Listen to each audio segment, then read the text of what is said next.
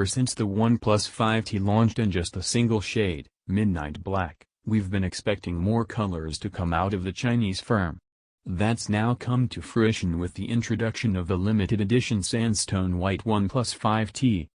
It's a color that harks back to the original OnePlus One, but the Sandstone White 5T packs in 8GB of RAM and 128GB of storage, plus the alert slider is now an eye-catching red.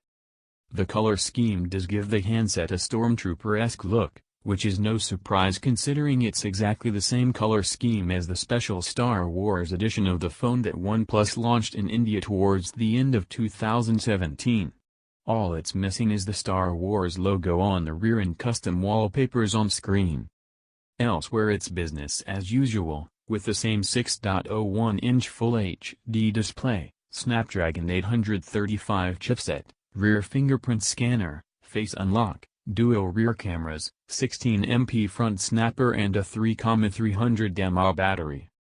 You won't be able to get the cheaper 6GB/64GB configuration in white though, with the black OnePlus 5T your only option if you're looking to save a little bit of money. The white OnePlus 5T is strictly until supplies last, although OnePlus hasn't given us any indication of just how many of the color variant it plans to produce.